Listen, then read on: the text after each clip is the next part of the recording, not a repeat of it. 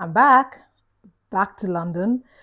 If you don't know, I've been traveling for the past 15 days.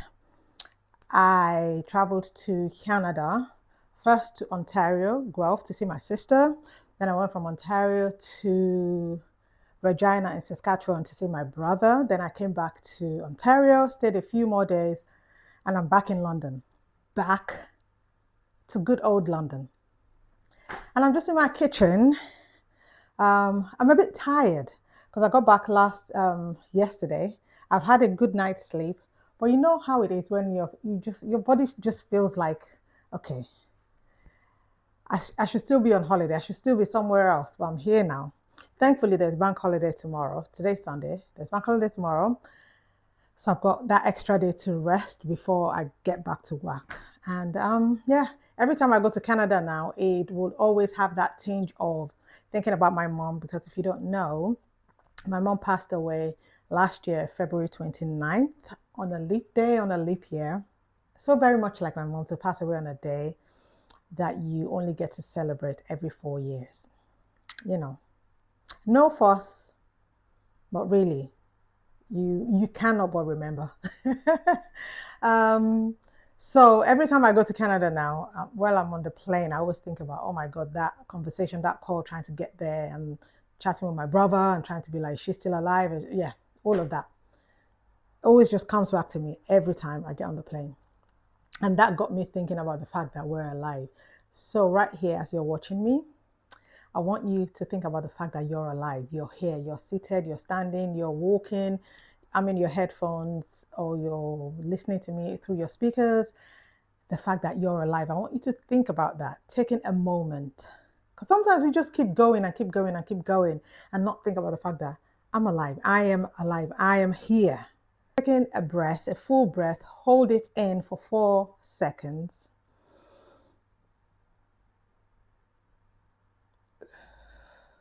And let it out slowly for another 4. And just think about the fact that you're alive. Think about it. You're alive. Every now and again, I think about those last few weeks. I think about the people that cared for my mom. You know, people who work in palliative care, I think that they're like angels on earth. I think about what it must feel like to know that you're dying. What does that feel like? I wonder. And when you're going through palliative care, one of the things they ask you is what is important to you, just so that they can know what type of care you'd require in the last few weeks. Some people are in palliative care for months, some are there for a couple of years. My mom was in palliative care barely, and she quickly went into hospice care. So, because everything happened so quickly. But I think about that and I think about the people who care for people who are in their last moments in life, how that must feel like.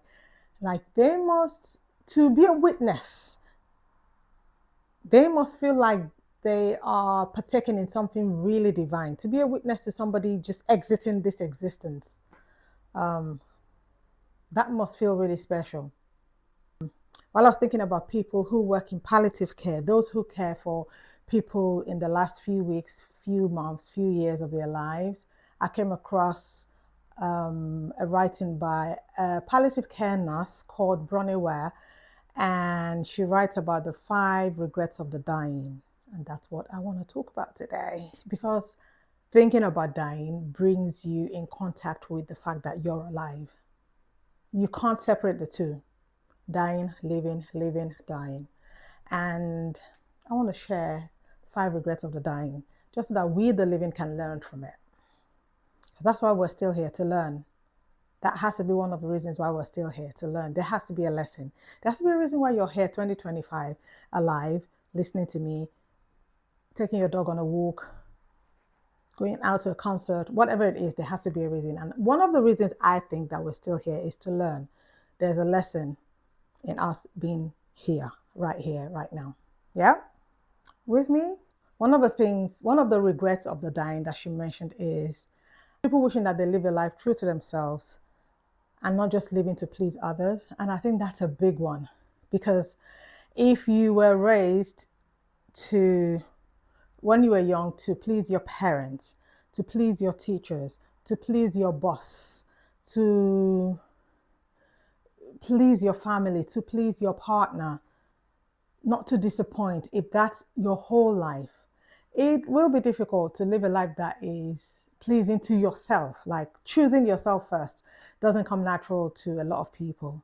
It takes a lot of work. I feel like it takes years, it takes aging, it takes growing to be able to be like, you know what? From here on end, I'm going to live a life that is pleasing to me. I'm going to live a life that I am happy with. I'm going to live true to myself. I'm going to be the person I've always wanted to be, regardless of what everyone else thinks. I am not here to make everyone else comfortable and make myself uncomfortable, pleasing everyone else. Choose yourself. Um, think about the daily decisions that you make. Are you making them to please other people? Especially now that a lot of us live online, we compare other people's lives to our lives.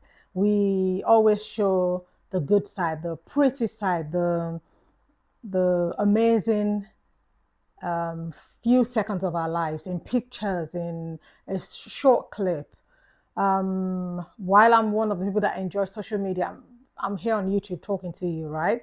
I have to remind myself that there's more to life than the clips I'm watching and what I'm scrolling, and that's just a clip of someone's life. And most of us like to show the best part of ourselves. No one wants to come on here showing a dirty shirt, for instance, or okay, I'm not wearing makeup, I don't care. But most people like to come on and wear makeup and show the best parts of yourself and put up a good front. While there's nothing wrong with that, you can't live your life all the time pleasing everyone else. Otherwise, if you live your life to please people, when people become displeased with you, your your happiness, your mental wellness will depend on people being happy with you or being displeased with you. What a life to live, always pleasing other people. Second thing is most people wish that they hadn't worked so hard. When the last few weeks of my mom's life, when she was asked the same question, what is important to you? Not once did she talk about the businesses that she's done, the work that she's done. She was a bank executive for years, one of the best, but she never spoke about that. That wasn't important to her. What was important to her was not work. And Bronnie mentions that most people, one of the regrets of the dying is they wish they hadn't worked so hard. We live in a capitalist society. We live in a world that requires us to always work, always work. We don't even know what it feels like not to be working. We don't know what it feels like not to be productive. It's about what have you done? What time did you wake up? People wake up at 6 a.m. to be the best productive, to be at your best. If you work in sales, it's like what are your numbers? And for the best part of our lives, this is what we do. Because you start working, I don't know what age you start working. Some people start working really early, from 15, and then let's say you retire at 60. So a huge chunk of your life is productivity and working hard and acquiring money and getting this and getting the best. Look, I am one of the people that I love good stuff. I love good stuff. I love money. I love making money.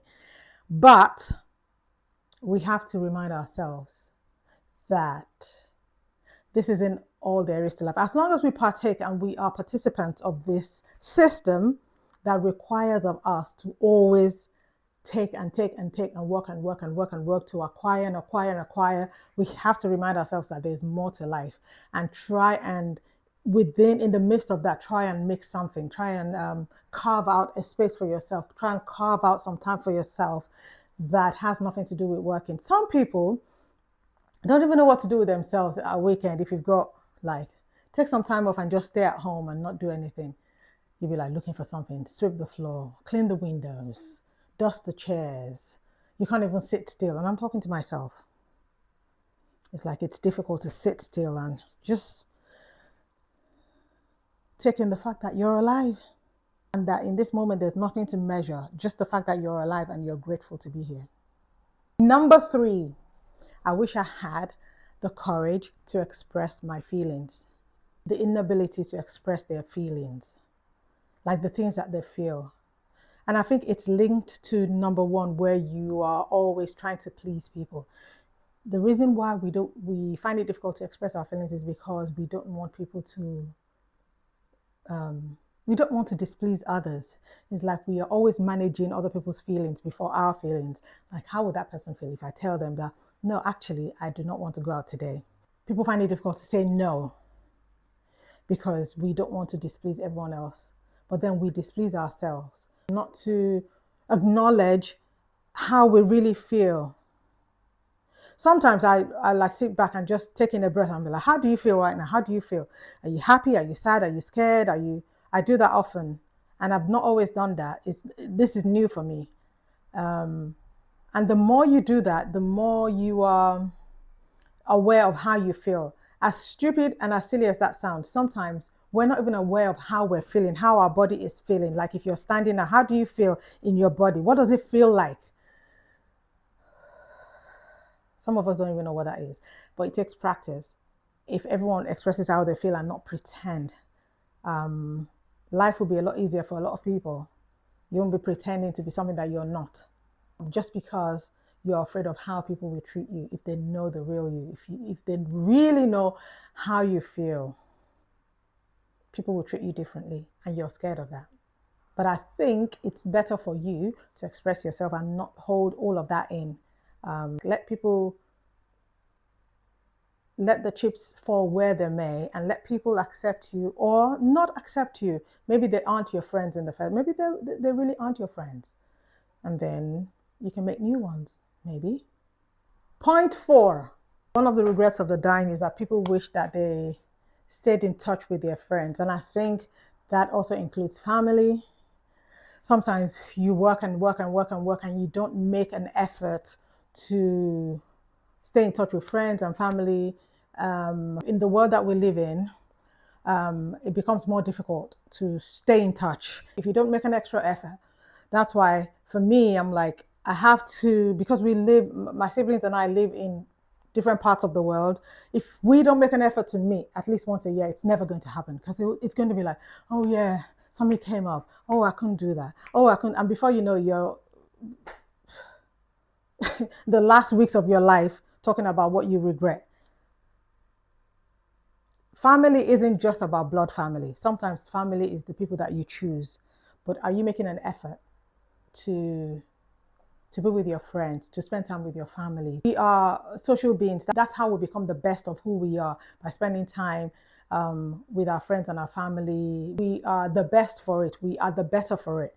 We are fed spiritually, we're fed emotionally, we're fed socially when we stay in touch with people. I know some people like to stay alone, but even if all you have is one friend, two friends, you don't have to have a lot of friends.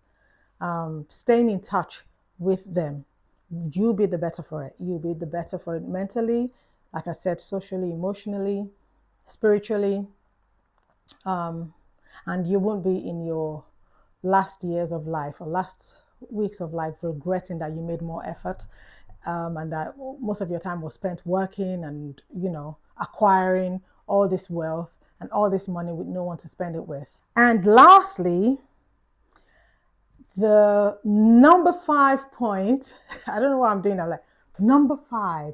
The number 5 point, number 5 regret of the dying is, I wish I'd allowed myself to be more happier. And I think happiness, because happiness is predicated on something happening to you. So it's like, I got a new job, I'm happy. I'm moving into a new house, I'm happy. I met my friend, I'm happy. Or I bought a new car, I'm happy. I'm moving to a completely new country, I'm happy. And I've gave birth to a new child, I'm happy. It's predicated on something happening. I think because of that, happiness and contentment go hand in hand.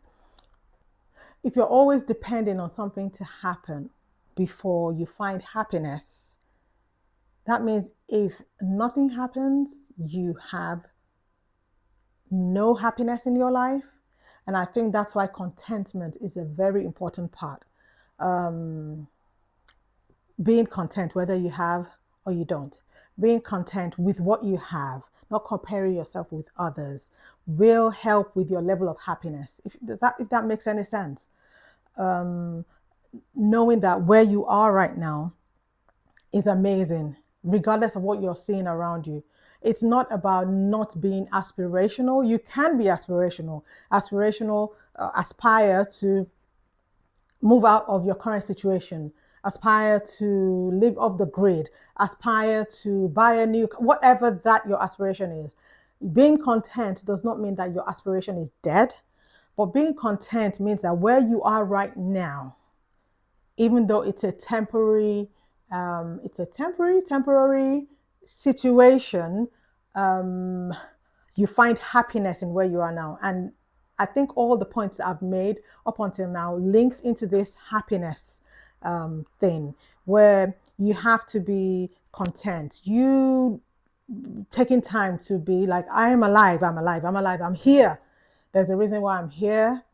I'm alive. How does it feel to be in my body? All of that links into you being content, links into you being happy. That's all I was thinking about on my flight back. I hope by considering these points, you take account of the fact that you're alive. I'm alive, you're alive. We're here for a reason. And you find joy and happiness in that. Thank you so much for watching my video. I'll see you in the next one. Bye.